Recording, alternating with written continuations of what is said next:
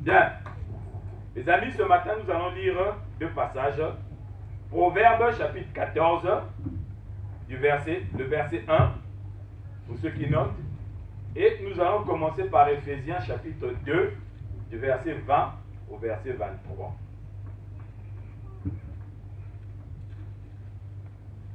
Je commence par Ephésiens. Ephésiens chapitre 2, du verset 20 au verset 23. On nous dit ceci. Vous avez été édifiés. Quand on dit vous, il s'agit de qui? Il s'agit de nous. Amen. Parce que ici, c'est le Saint-Esprit qui parle. Le Saint-Esprit nous dit ceci. Vous avez été édifiés. Édifié, ça veut dire quoi? Construit, bâti. Amen.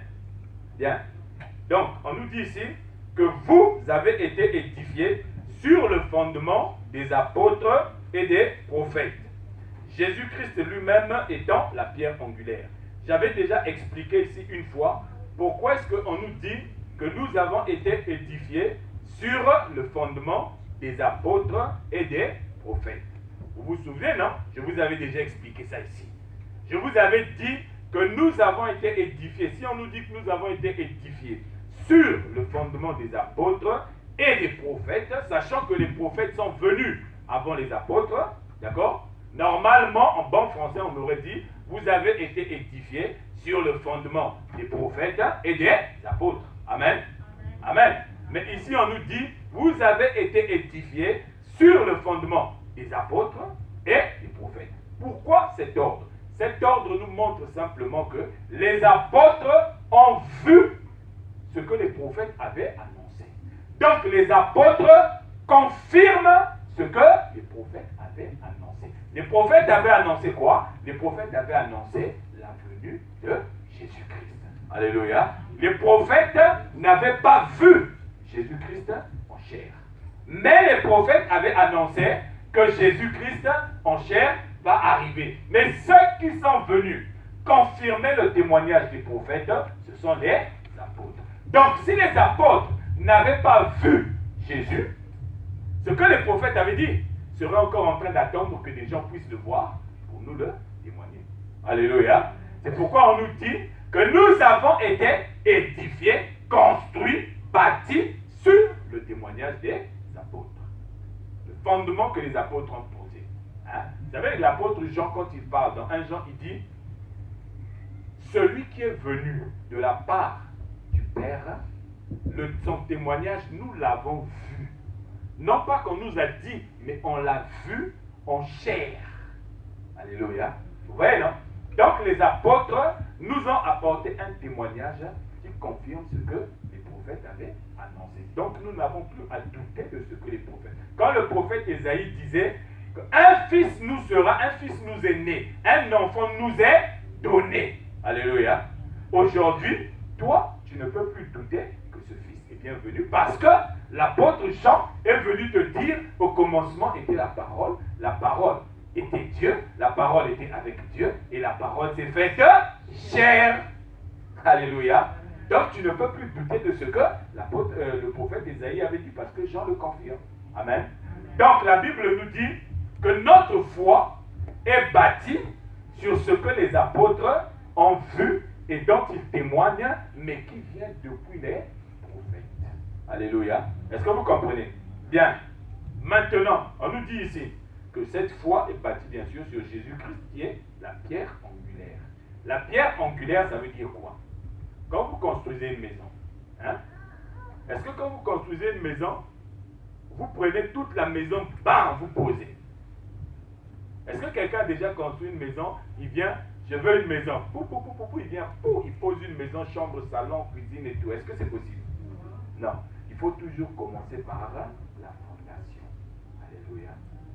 Donc la pierre angulaire pour nous ici, c'est la fondation. La fondation qui nous fait rentrer dans la foi en Dieu. C'est Jésus-Christ. Toi, si tu ne crois pas en Dieu par Jésus-Christ, ça veut dire que toi, tu es en train de te construire. On est en train de te construire sur autre chose. Alléluia. Donc, si tu veux être un enfant de Dieu, tu dois commencer d'abord par avoir la foi en Jésus-Christ. Alléluia. Quand tu commences par avoir la foi En Jésus-Christ, la fondation est posée. À partir de là, nous passons maintenant au verset 21 qui dit « En lui, tout l'édifice », c'est-à-dire l'édifice, c'est seulement la maison. Amen. Donc, en lui, tout l'édifice bien coordonné, c'est-à-dire qu'on est en train de construire niveau par niveau, hein? Parce que quand tu construis une maison, tu ne peux pas construire d'abord le côté droit, et après tu vas construire le côté gauche, et après tu vas construire devant. Non, quand tu construis la maison, tu construis le côté droit, tu tournes, tu vas, tu viens, et tu fais monter les briques niveau par niveau. Pourquoi? Parce que si tu ne fais pas ça, la maison va être comment? Elle va être déséquilibrée et elle va s'écrouler. Alléluia. Est-ce que vous comprenez? Donc c'est pourquoi il dit ici là que tout l'édifice bien coordonné s'élève pour être quoi? Vous avez vos Bibles, non? Lisez. S'élève pour être quoi ensemble? Lisez tous ensemble. Un temple saint dans le Seigneur. Amen. Donc, ce qu'on est en train de construire sur la foi s'élève niveau par niveau pour devenir un temple saint dans le Seigneur. Alléluia. Donc, pour être une maison sainte, ça veut dire quoi, sainte? Ça veut dire mis à part. Alléluia. Hein? Mis à part. Vous savez, il y a des femmes, quand elles font la cuisine, aujourd'hui, soi-disant, cette semaine, c'était soi-disant la semaine internationale de la femme. C'est vrai, non? Hein? On m'a envoyé des messages pour me dire, la femme, je ne sais pas quoi. La femme est ceci. La femme, moi je dis, alléluia, alléluia. Vous envoyez le message. Envoyez. Vous allez comprendre pourquoi est-ce que je suis en train de prendre ces messages-là. Alléluia. Vous savez, il y a des femmes, quand elles font à manger, elle a fini de faire à manger, elle prend une partie de la nourriture, elle met à côté. Vous savez pourquoi? Vous savez pourquoi? Vous savez pas? Ah, vous savez pas? Ah bon? Elle dit, ça, vous touchez pas. C'est pour qui? Ah! Alléluia. Hein? Donc, quand tu as un mari, tu prends, tu fais la cuisine, tu sais que mon fils Salem, il mange, quand il mange, il ne regarde pas derrière. Alléluia. On dirait qu'il a 4 estomacs. Donc, la maman, qu'est-ce qu'elle fait? Parce qu'elle sait qu'elle a un mari. Qu'est-ce qu'elle fait? Elle prend la part du mari, elle le met de côté. C'est-à-dire, elle le sanctifie pour que personne ne puisse y toucher. Alléluia. Donc, bien aimé, la maison qui est bâtie sur le fondement, sur la fondation de Jésus-Christ, et qui s'élève niveau par niveau bien coordonné, cette maison est mise de côté pour que personne d'autre ne puisse y toucher, sinon que le Seigneur. Alléluia. Alléluia. Est-ce que vous me comprenez ce matin? On continue le verset 22 qui nous dit, en lui, donc, en lui, vous avez été édifiés pour être une habitation de Dieu en esprit. Alléluia. Gloire à Jésus. Vous avez compris? Donc, vous, ce matin, qui m'écoutez, vous êtes une maison dans laquelle Dieu habite en esprit. Donc, vous avez été mis à part. Vous devez donc être construit niveau par niveau. On a commencé avec la foi. On est venu vous dire, Jésus t'aime. Jésus est mort à la croix pour toi. Jésus s'est sacrifié pour toi. Viens à Jésus, il va te donner la vie éternelle. Et toi, tu as écouté cette parole, tu as cru à cette parole, tu t'es retrouvé avec la foi et tu es devenu enfant de Dieu. Alléluia. Mais on te dit que ton corps est devenu la maison de Dieu. Mais cette maison, il faut la construire. Éphésiens nous dit ici que nous devons, elle s'élève bien coordonnée, de façon bien coordonnée. Petit à petit, elle est en train de s'élever pour devenir ce qu'était Jésus-Christ lui-même. Alléluia. Parce que la Bible nous dit dans Colossiens qu'en Jésus-Christ habita corporellement la divinité. Amen. C'est-à-dire, en Jésus, dans le corps de Jésus, Dieu habitait dedans totalement. Et ce que Dieu veut, en édifiant notre maison, le temple qui lui sert de maison dans notre corps, il veut que nous puissions, qu'on puisse dire de nous aussi que en nous habite corporellement la divinité. Alléluia. Et aujourd'hui, ce matin, ça va être difficile que nous puissions dire qu'en nous habite corporellement la divinité. Vrai ou faux? Hein? Parce que si quelqu'un te gifle ici ce matin, je ne suis pas sûr que tu vas dire point aussi l'autre jour. Alléluia. Je ne suis pas sûr. Hein? Amen. Amen. Bien. Nous passons donc à Proverbe. Chapitre 14, verset 1.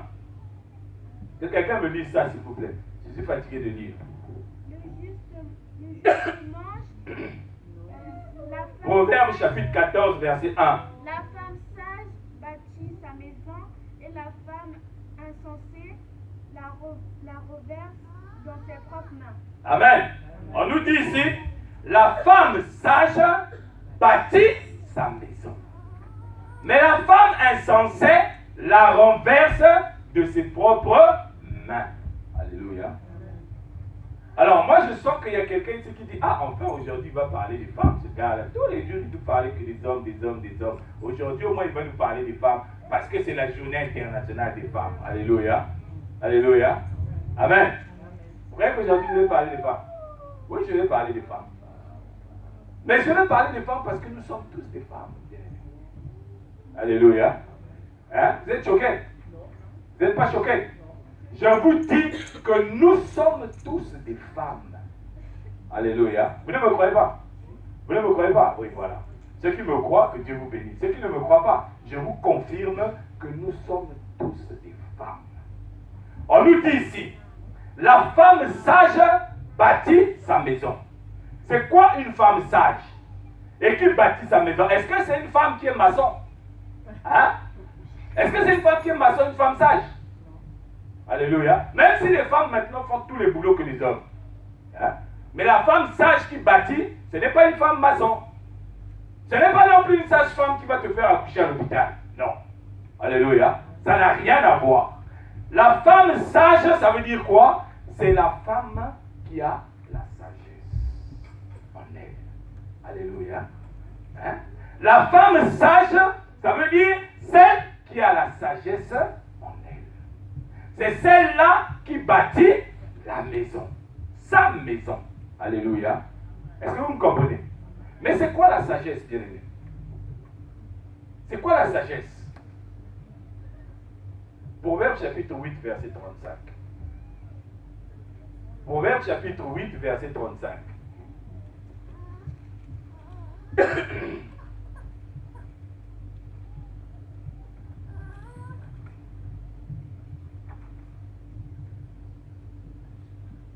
Proverbe chapitre 8, verset 35. Si quelqu'un a trouvé qu'il me lise. Amen. Je dis au nom du Seigneur, Proverbe 8, verset 35. Car celui qui me trouve a trouvé la vie et obtient la faveur de l'Éternel. Amen.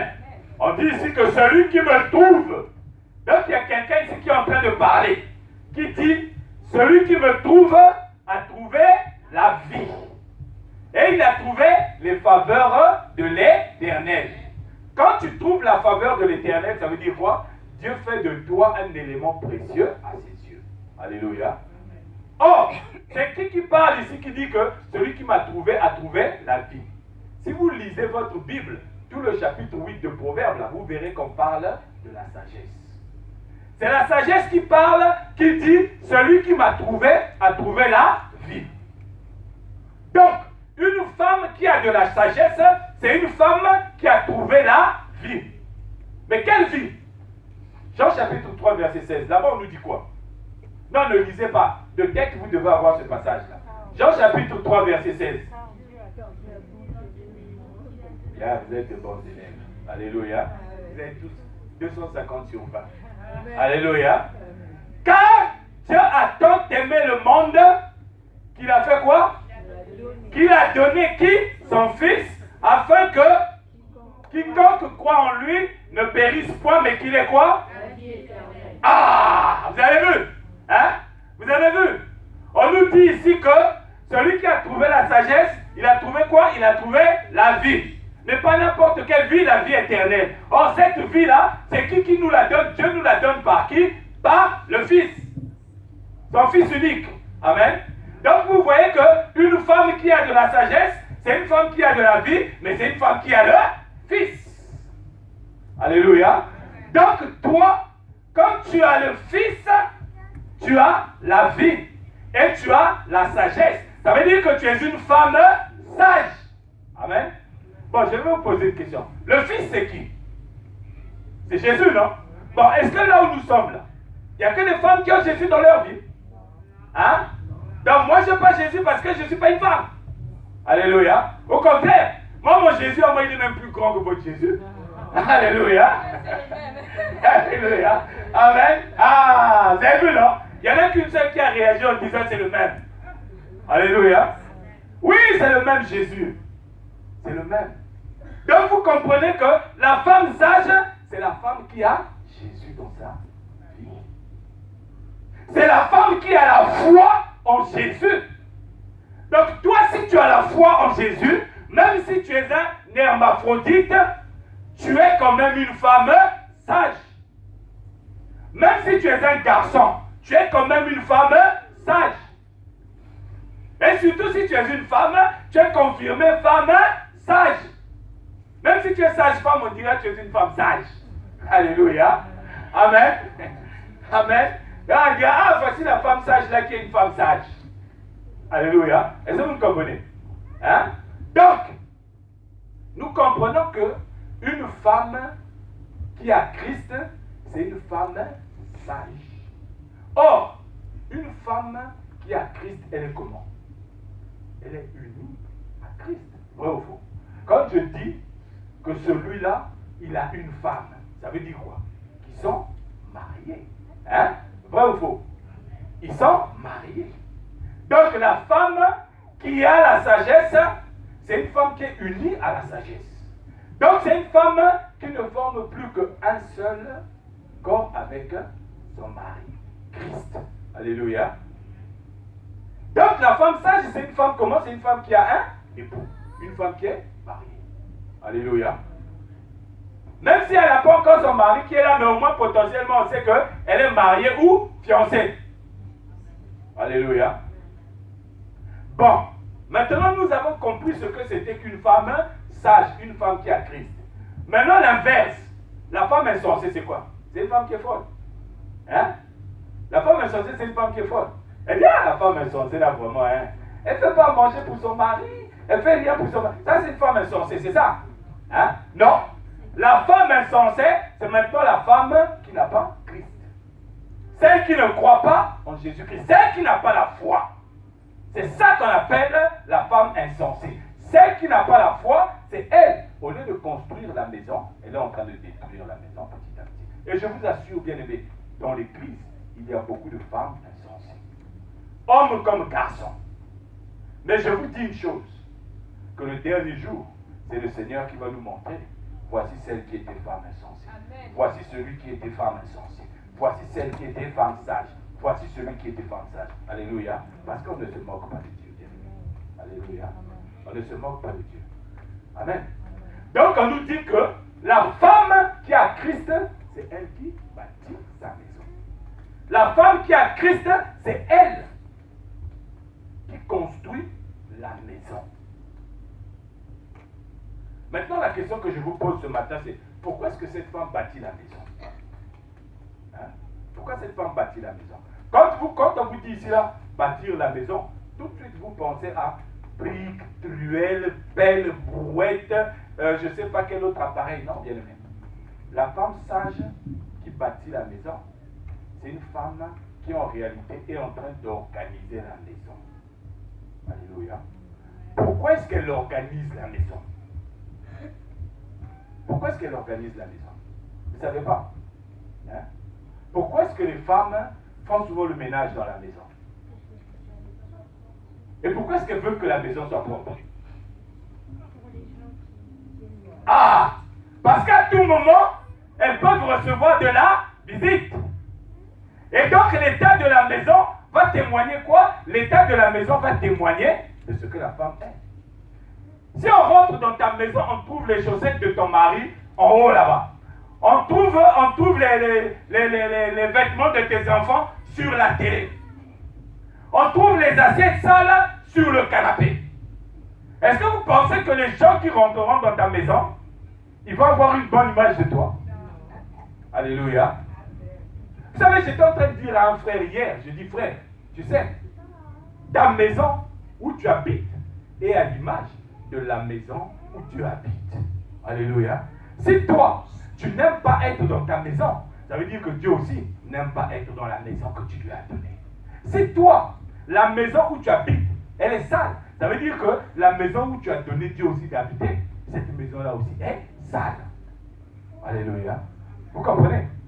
Donc quand on vous dit la femme sage bâtit la maison, en réalité la femme sage, ce qu'elle fait c'est quoi? Elle est en train de préparer la maison pour que la maison puisse être bien organisée parce qu'elle attend quelqu'un. Alléluia. Et la personne qu'elle attend c'est qui? C'est l'époux. Alléluia. Oh, que Dieu te bénisse ma soeur. Jean chapitre 14 verset 3.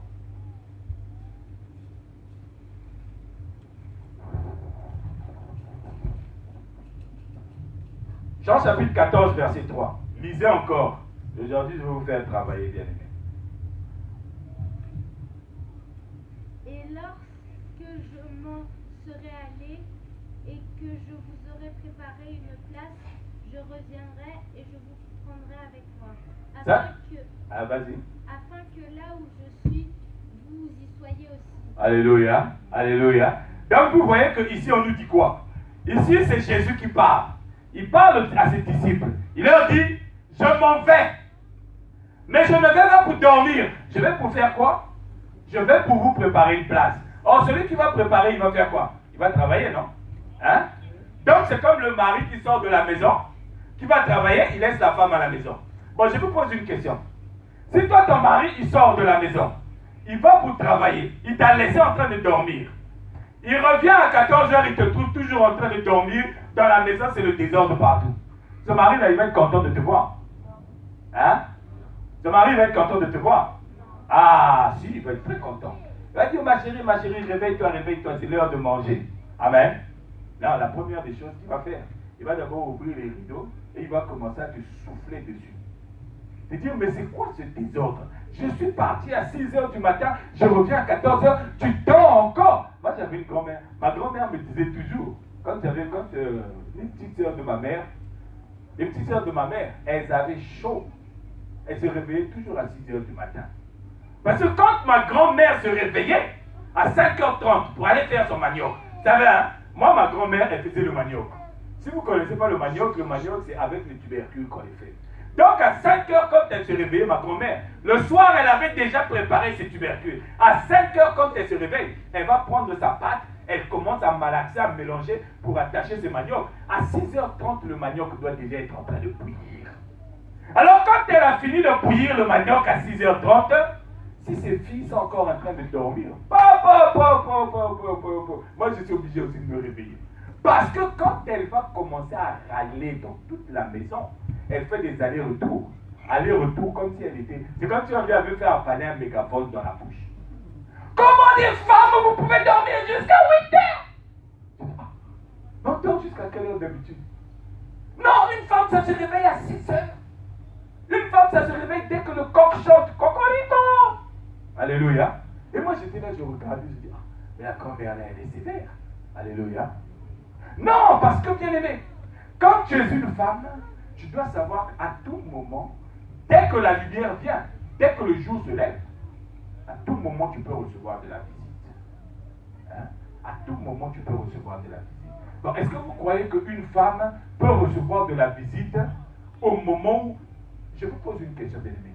Toi, tu es une femme, ou bien même un garçon seulement. Tu te réveilles, tu es encore en train de dormir. À 8h, quelqu'un vient sonner chez toi. Tu es encore en train de dormir. Vous savez, quand on dort, ce qu'on a sur le visage, non? Vous connaissez, non? Il n'y a pas seulement les yeux, il y a aussi la bouche.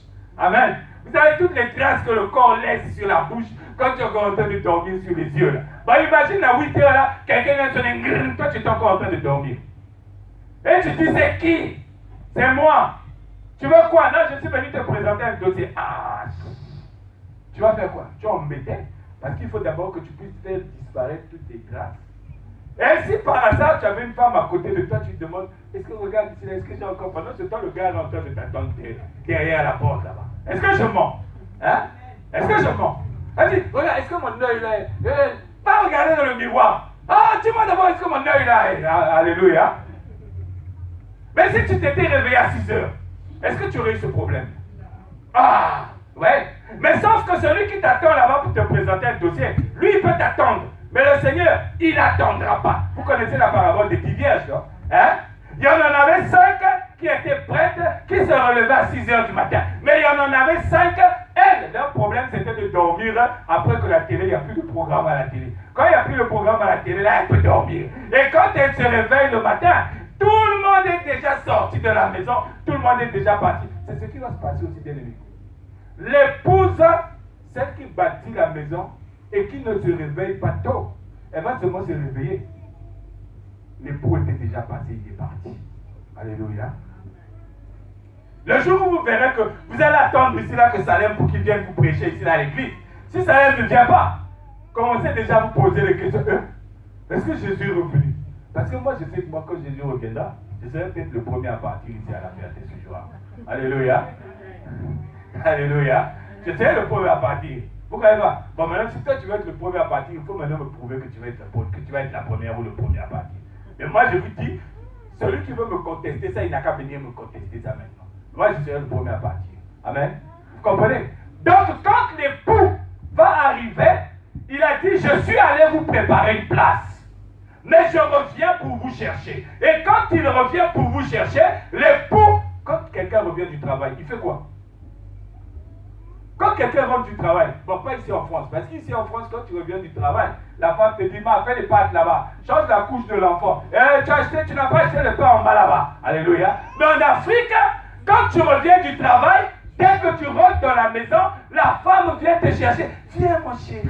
Elle te fait asseoir sur la chaise, elle enlève les chaussures, elle emmène de l'eau chaude, elle pose les pieds dedans, elle commence à... Ça va mon chéri, tu as passé un bon... C'est le boulot, c'était bien. Et là, toi, tu commences à faire le fort, tu dis, oh, il y a Bruno qui me dérange le boulot là. Je crois que je vais faire une analyse sur Bruno. Parce que toi, tu commences à dire n'importe quoi parce que tu es content de ce que la femme a. Le Christ aussi, c'est pareil, bien aimé. Quand tu le reçois dans ta vie, quand tu es en train de lui montrer ton adoration, tu es en train de lui montrer ton amour, Jésus, il devient comme quelqu'un qui a bu. Il dit, bon, tu veux quoi là? Bon, écoute, j'ai dans mon sac là-bas, j'ai 3 millions, tu prends, et puis tu vas, j'avais oublié de te laisser. Alléluia. Jésus, c'est pareil. Quand il rentre pour se reposer, toi tu t'occupes de lui, il est tellement content, c'est comme si tu l'as saoulé.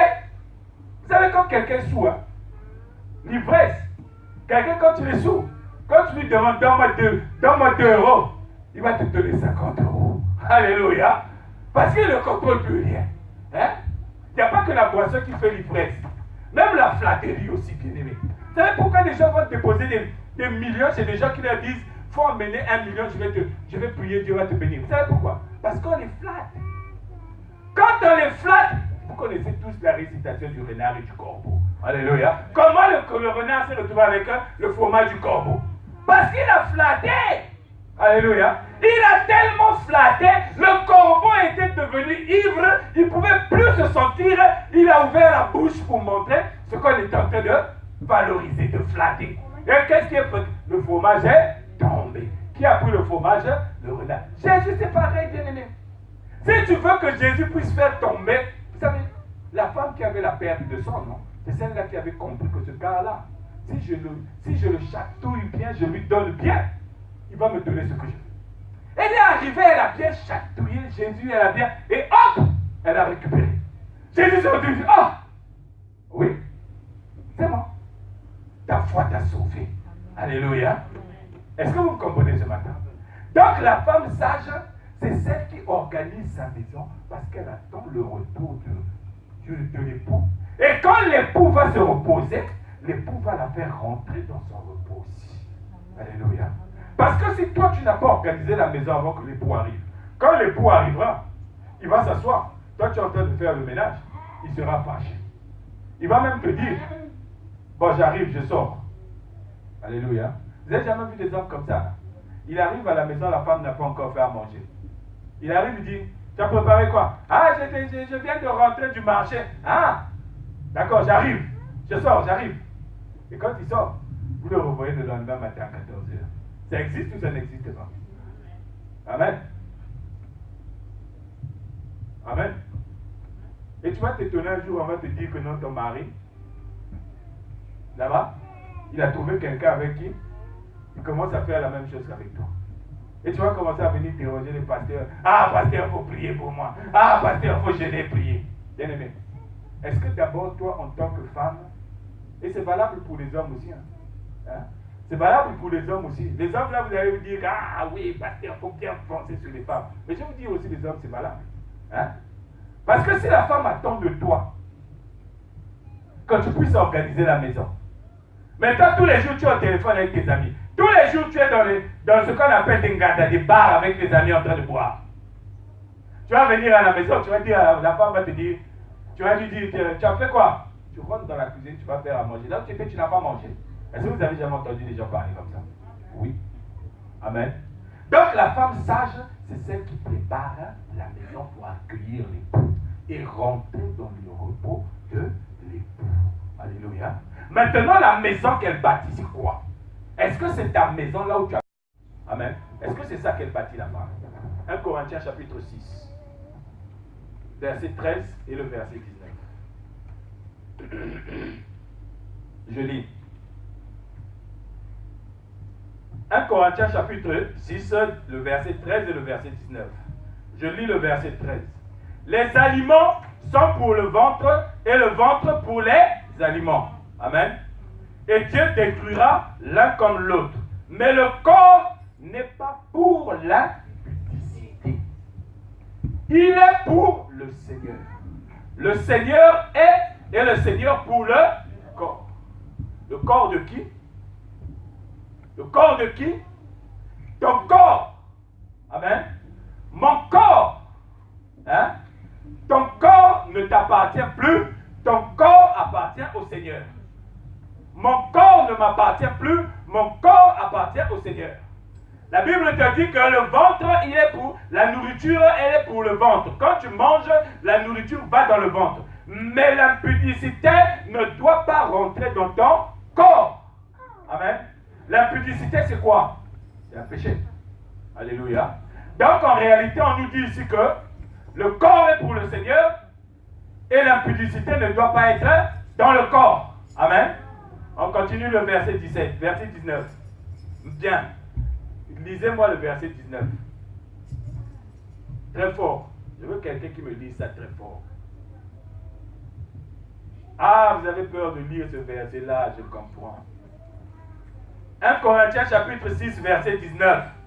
Ne savez-vous pas que votre corps est le temple du Saint-Esprit qui est en vous, que vous avez reçu de Dieu et que vous ne vous appartenez point à vous? Amen. On nous dit quoi ici? Que notre corps, c'est quoi? C'est le temple du Saint-Esprit. Donc notre corps, c'est la maison de qui? C'est la maison du Saint-Esprit. Éphésiens nous avait dit quoi? Éphésiens nous avait dit quoi? Tout l'édifice bien coordonné s'élève pour devenir quoi? Un temple saint. Alléluia. Donc vous voyez qu'ici que l'édifice que la sage-femme bâtit, c'est la maison de Dieu. C'est la maison du Saint-Esprit. Alors quand tu construis la maison de Dieu, la maison du Saint-Esprit, quand tu l'organises pour attendre l'époux, cette maison, tu dois la rendre inaccessible au péché. Alléluia. Est-ce que vous comprenez? Cette maison doit être inaccessible au péché. Maintenant, moi, je te pose une question. Merci, ma chérie.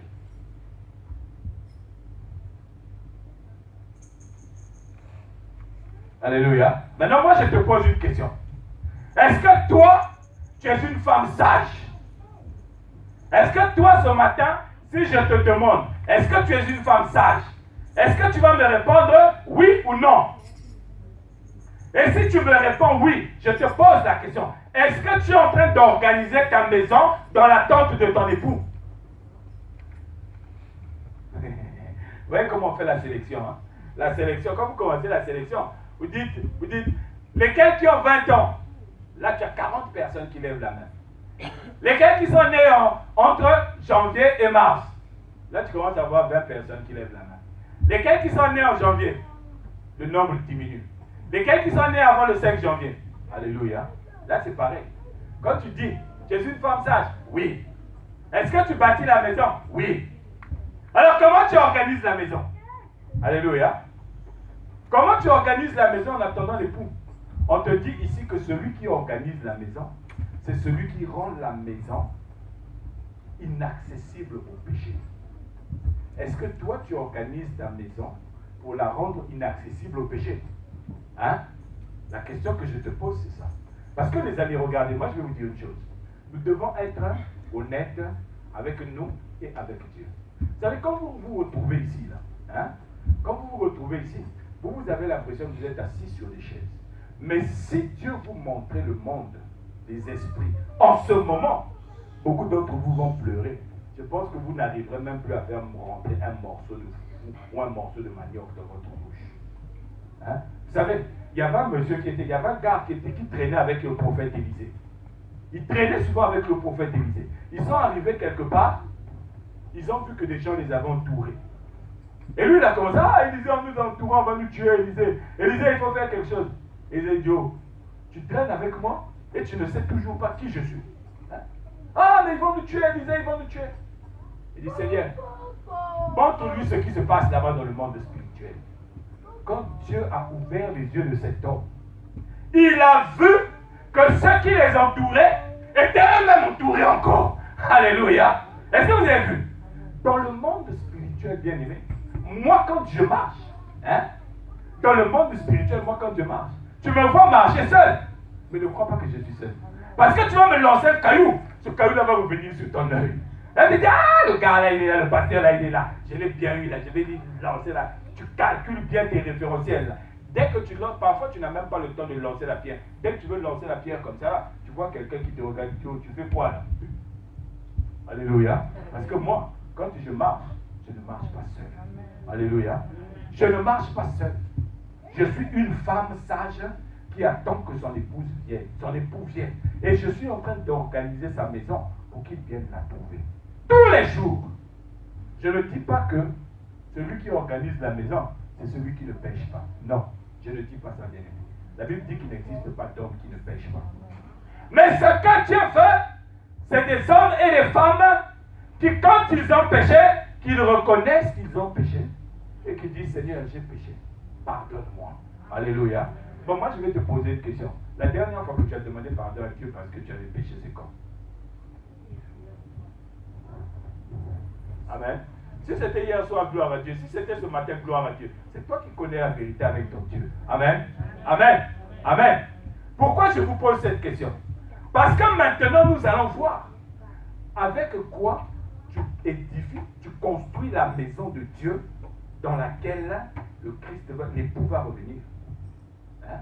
Parce que quand on bâtit une maison, hein, il faut utiliser les choses, non? Hein? Il faut utiliser les choses. Mais quand tu bâtis maintenant la maison dans le corps de Christ, tu utilises quoi comme matériel? Alléluia. Et c'est ça qui va te permettre ce matin de voir et de dire où tu en es. 1 Corinthiens chapitre 3, versets 12 à 15.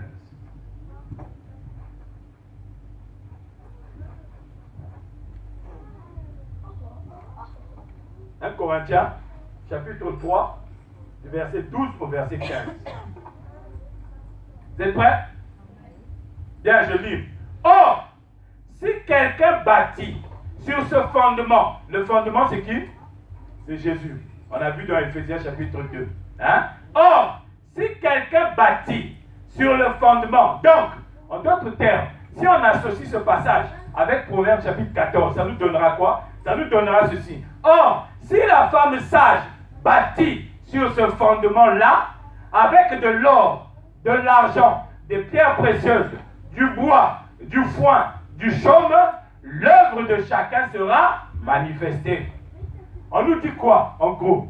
On nous dit que la femme sage qui bâtit, elle bâtit sur quoi? Elle bâtit sur le fondement. Alléluia. Elle bâtit sur le fondement. Le fondement, c'est qui? Le fondement, c'est Jésus-Christ. Et on te dit que quand tu bâtis, toi la femme sage, quand tu bâtis sur ce fondement, on regarde le matériau que tu utilises pour bâtir, pour élever les murs sur ce fondement. On te dit qu'il y a deux catégories de matériaux. Il y a d'un côté les pierres précieuses, les métaux précieux, et de l'autre côté, il y a le bois, le chaume et le foin. Alléluia. Amen. Amen. Et on te dit au verset 13, car le jour fera connaître, car le jour la fera connaître, donc l'œuvre, car le jour la fera connaître parce qu'elle se révélera dans le feu. Et le feu éprouvera ce qu'est l'œuvre de chacun. Alléluia. Donc, quand tu es une femme sage, tu es en train de bâtir ta maison, tu es en train d'organiser ta maison pour que l'époux qui vient puisse venir retrouver du repos dans ta maison. Le matériau que tu vas utiliser pour bâtir cette maison, ce matériau-là va être mis à l'épreuve. C'est-à-dire, quand le feu va venir montrer ce que tu as utilisé pour bâtir la maison. Alléluia. Pour bâtir une maison à Dieu. C'est bien facile de dire, Seigneur, je t'aime de tout mon cœur. Jésus, il y en a même quand il prie, il se met à genoux, il se roule par terre, il pleure. Tu as l'impression que sa grand-mère qui était morte au XVIIIe siècle, il est en train de se souvenir d'elle, et là il pleure. Quand il a fini de pleurer, il est là. Quand tu lui demandes son nom, ferme. Alléluia. Alléluia. Et vous comprenez? Moi je dis toujours, non? Les plus méchants, hein? Les plus méchants, c'est les plus comme ça, là.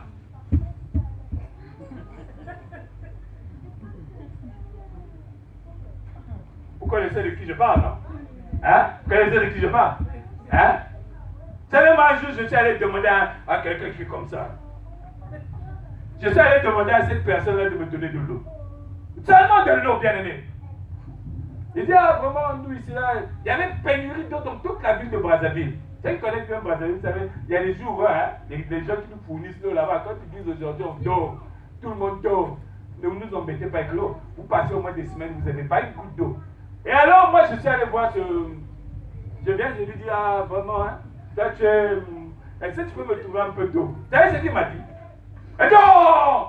Comment toi, tu vois, je viens de l'étranger, je viens chez toi, et c'est moi qui dois te donner de l'eau. Oh, c'est pas. Il m'a engueulé comme si j'étais venu lui demander de me donner, je ne sais pas moi, son acte de naissance ou son passeport ou je ne sais pas quoi. Il m'a, je vous assure bien aimé, à ce jour-là, j'ai jamais bu une eau qui est aussi amère que celle que j'avais bu ce jour-là. Mais j'étais obligé de boire parce que j'avais soif. Il a pris la bouteille, il me dit, tiens, prends la bouteille et puis va. Et le lendemain, je le vois.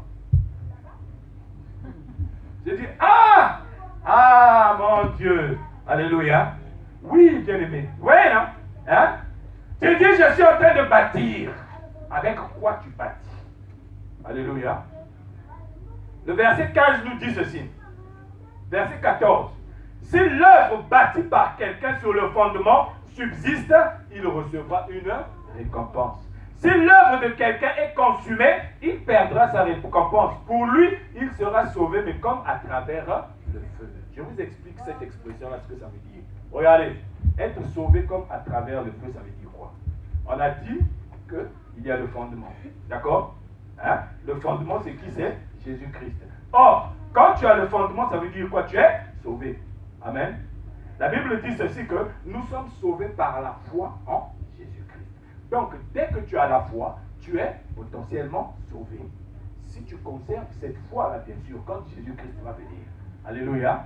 Maintenant, pour ajouter à cette foi la récompense, il faut maintenant qu'on sache avec quoi tu as bâti. Alléluia. Il faut qu'on sache maintenant avec quoi tu as bâti. Moi, aujourd'hui, je me suis arrêté à l'école au CP. Celui-là, il s'est arrêté Bac plus 25.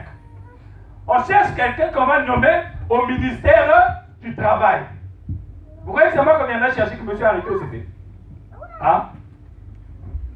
On a besoin des gens pour travailler au ministère du Travail. Et on a besoin d'un chef pour toutes ces personnes qui vont travailler au ministère du Travail. Moi, je me suis arrêté au CP et lui, il s'est arrêté à Bac plus 25.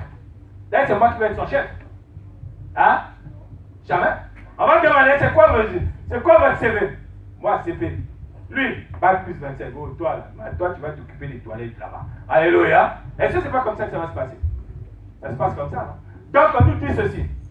Que si tu as la foi et que tu as bâti l'œuvre, le matériel que tu as utilisé pour bâtir, quand on mettra le feu, si ça résiste, on te dit, toi, c'est bon. Tu es quand même sauvé parce que tu as le fondement, c'est-à-dire tu as Jésus-Christ. Mais s'il y avait une récompense qui devait être donnée, la récompense est zéro. Pourquoi? Parce que toi, tu as bâti sur le fondement avec un matériel qui n'a pas pu résister au feu. Alléluia. Or, les deux types de matériaux qu'on nous a donnés ici, c'est quoi? On nous a donné d'un côté les métaux précieux et les pierres précieuses. Et de l'autre côté, le bois, le foin et la paille. La particularité de ces deux, c'est quoi? Est-ce que tu peux brûler le fer? Hein? Les métaux, on ne les brûle pas. Quand tu mets le feu, le métal, il ne va pas se brûler. Tu prends ton couteau à la maison, mais si le métal pouvait se brûler, on ne devait plus faire la cuisine. Vrai ou faux? Parce qu'on prépare dans des marmites en métaux, non, vrai ou faux? Hein? Dans le métaux, s'il pouvait se brûler, si le feu pouvait atteindre le métal, ça veut dire qu'on ne préparait plus. Puis dès que tu mets la marmite au feu, elle brûle. Alléluia. Bon, maintenant, si je te fabrique une marmite en bois, si je viens, je te dis, ma chérie, tiens, voilà ta marmite en bois. Je pense que tu vas faire une bonne cuisine dedans. Alléluia. Non? Amen. Donc vous comprenez que le matériau qui résiste au feu, c'est les métaux précieux et les pierres précieuses. Maintenant, le matériau qui ne résiste pas au feu, c'est le bois, le foin et le chaume. Alléluia. Est-ce que vous comprenez? Donc toi, quand tu es une femme sage et que tu utilises le métal pour bâtir, pour élever la maison, c'est-à-dire tu es en train d'utiliser, vous savez, tu es en train d'utiliser quoi? Tu es en train d'utiliser la divinité de Christ. Alléluia. Tu es en train d'utiliser Jésus-Christ, Dieu, pour continuer à grandir. Ça veut dire que toi, tu as eu la foi, mais tu veux devenir comme Christ. Amen. Est-ce que vous me comprenez? Hein? Ça veut dire que toi, tu es en train d'utiliser la divinité de Christ pour devenir fils de Dieu. Alléluia. Mais quand tu utilises le foin, tout ce qui peut brûler là, en réalité, tu es en train d'utiliser quoi? Tu es en train d'utiliser seulement l'aspect humain de Christ, l'humanité de Christ. Vous comprendrez, mais vous comprenez maintenant pourquoi est-ce que tu es sauvé comme par le feu. Pourquoi? Parce que Christ s'est fait humain. Pourquoi? Christ s'est fait humain pour mourir à la croix. Alléluia. Et il est mort à la croix, pourquoi? Pour que nous puissions être sauvés. Donc, quand tu ne travailles qu'avec l'humanité de Christ, c'est-à-dire, tu ne travailles avec que Jésus-Christ va te bénir. Jésus-Christ t'aime. Jésus-Christ va faire ceci pour toi. Parce que c'est Jésus-Christ, homme, qui est venu pour nous délivrer. Alléluia. Ce n'est pas Jésus-Christ qui est assis à la droite du Père qui est venu pour nous délivrer. Non, bien-aimé, vous devez enlever ça de votre tête. Jésus a porté un corps de chair pour pouvoir nous délivrer. Et une fois qu'il nous a délivrés, il est reparti s'asseoir auprès du Père pour surveiller maintenant chacun de nos mouvements. Est-ce que vous comprenez? Si Jésus-Christ était resté assis au ciel là-bas, hein, toi et moi, on serait encore en train de croupir sous la puissance de Satan. Alléluia. Donc, quand tu construis avec la paille, le bois, le feu, ça veut dire que toi, tu es converti, tu es né de nouveau, mais tu es encore un bébé spirituel. Est-ce que vous comprenez? Tu es encore un bébé qui a besoin du lait. Hein? Est-ce que vous comprenez?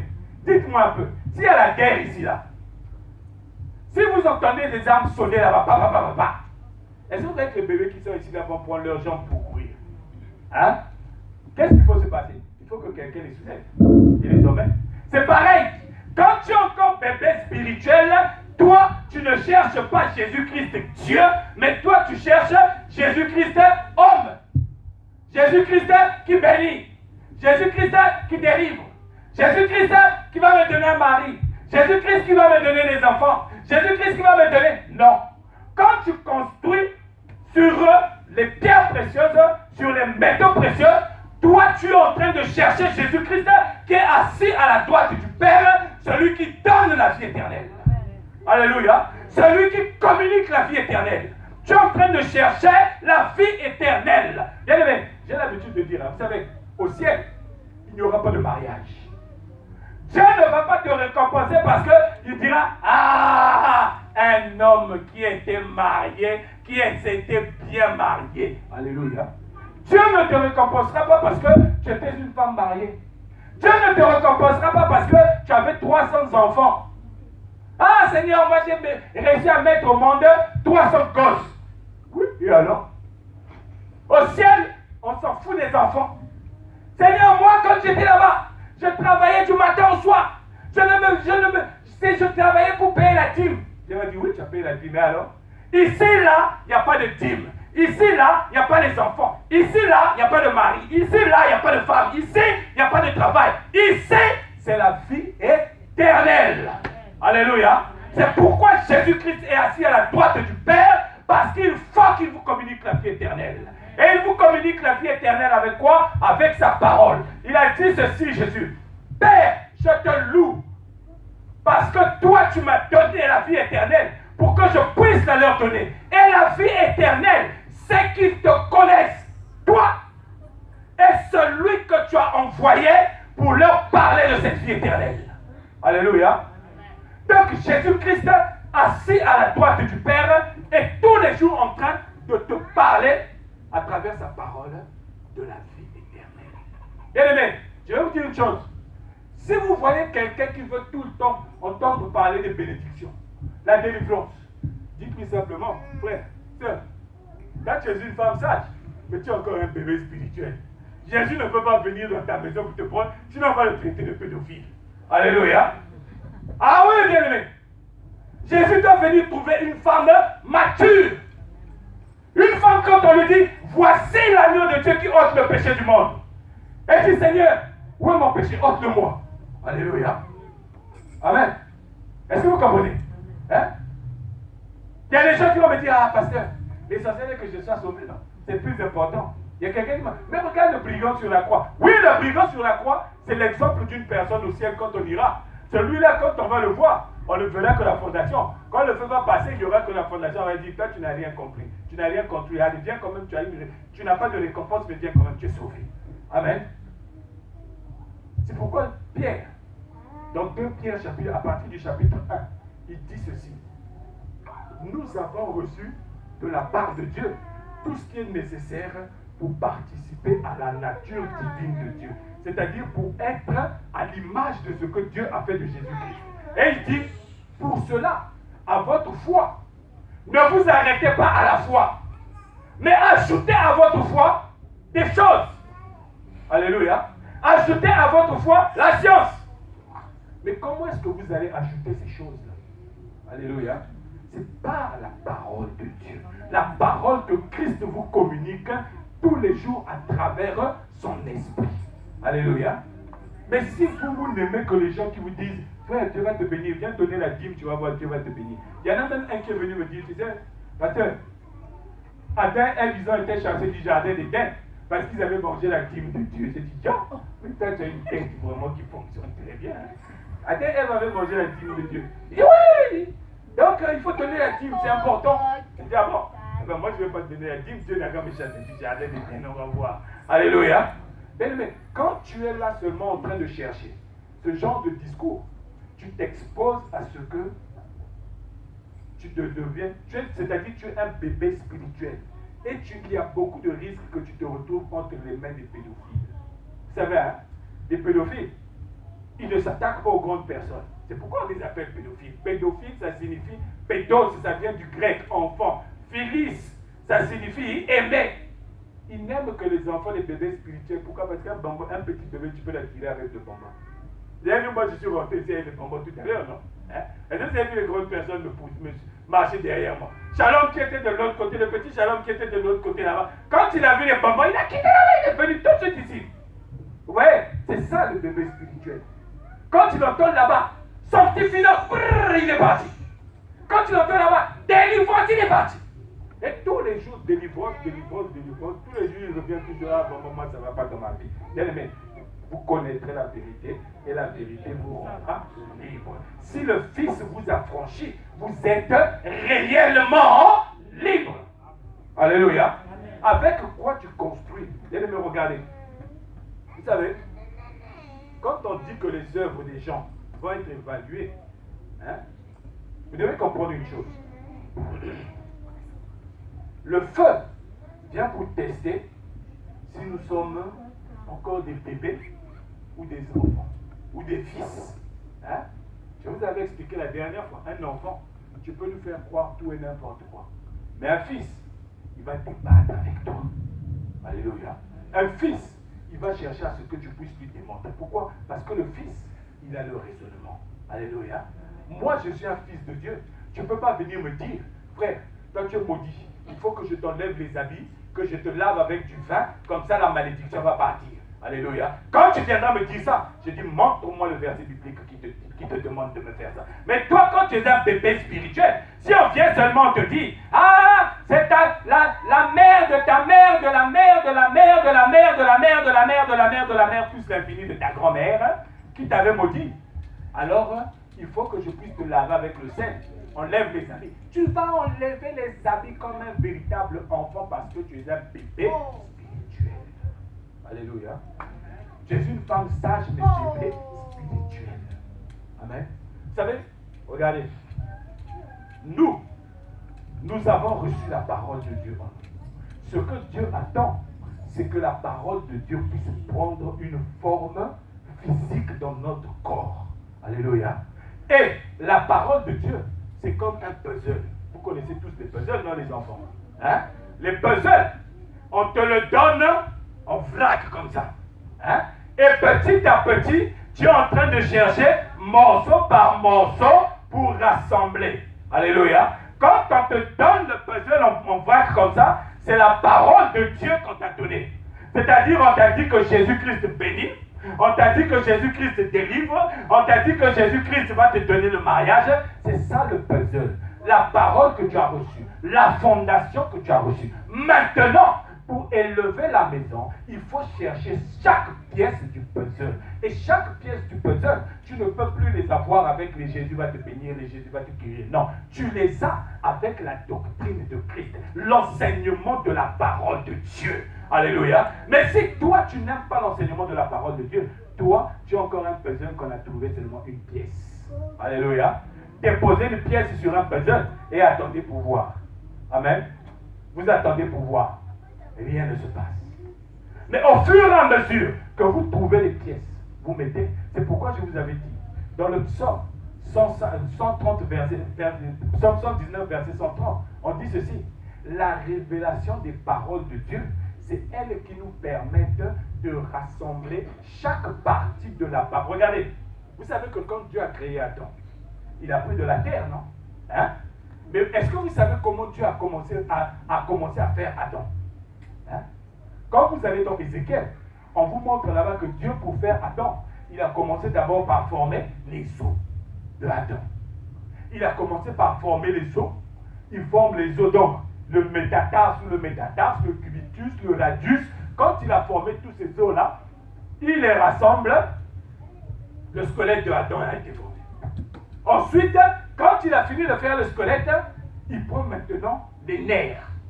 Il vient, il place les nerfs. Quand il a fini avec les nerfs, il prend maintenant la chair. Il commence à mettre la chair. Alléluia. Quand il a mis la chair, Adam a été formé. Alléluia. Mais chacune de ces parties, pour être formée, elles sont formées avec la révélation des paroles de Dieu. Donc, toi, ça veut dire quoi?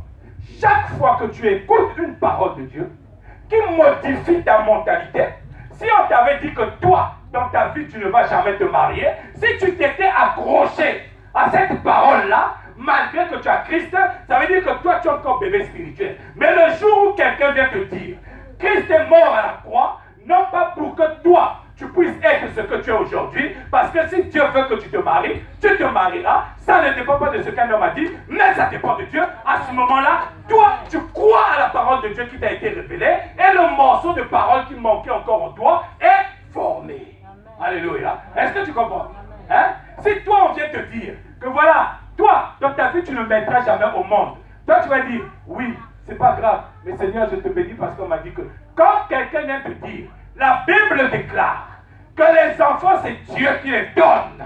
Alléluia. Tu reçois une révélation. Et cette révélation, quand elle va changer ta façon de penser, elle fait qu'une autre pièce a été prise pour bâtir la maison. Alléluia.